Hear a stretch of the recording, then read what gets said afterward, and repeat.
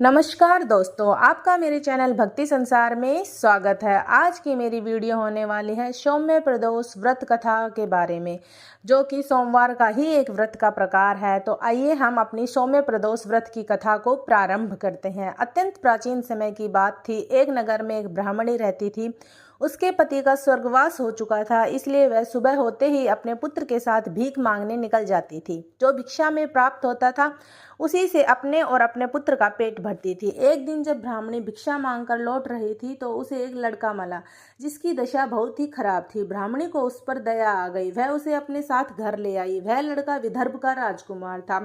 पड़ोसी राजा ने उसके पिता पर आक्रमण कर कर उनके राज्य पर कब्जा कर लिया था और उनके पिता को मार दिया था। इसलिए वह परेशान हुआ, मारा मारा फिर रहा था। ब्राह्मणी के आश्रम में वह ब्राह्मण कुमार की तरह पलने लगा। एक दिन ब्राह्मण कुमार और राजकुमार खेल रहे थे। उन्हें वहां गंधर्व कन्याओं ने देख लिया। वे राजकुमार पर मोहित हो गई। ब्राह्मण कुमार तो घर लौट आया, परंतु राजकुमार अंशुमति नामक गंधर्व कन्या से बात करता रह गया। दूसरे दिन अंशुमति अपने माता पिता को राजकुमार से मिलाने के लिए ब्राह्मणी के घर ले आई। उनको राजकुमार पसंद आया। कुछ ही दिनों बाद अंशुमति के माता पिता को शंकर भगवान ने सौपन में आदेश दिया कि वे अपनी कन्या का विवाह राजकुमार से कर दे। फलतः उन्होंने अंशुमति का विवाह राजकुमार से कर दिया।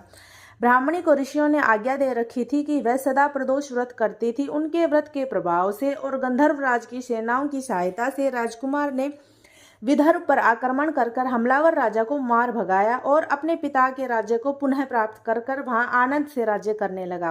राजकुमार ने ब्राह्मण कुमार को अपना प्रधानमंत्री बनाया। राजकुमार और ब्राह्मण कुमार के दिन जैसे ब्राह्मणी के प्रदोष व्रत की कृपा से फिरे, हे शंकर भगवान, वैसे ही अपने दूसरे भक्तों के दिन फेरते हैं। तभी से प्रदोष के व्रत का संसार में महत्व स्थापित हुआ है। ऐसी ही व्रत की खूबसूरत कहानियां सुनने के लिए मेरे चैनल भक्ति संसार को सब्सक्राइब करना बिल्कुल भी ना भूलें।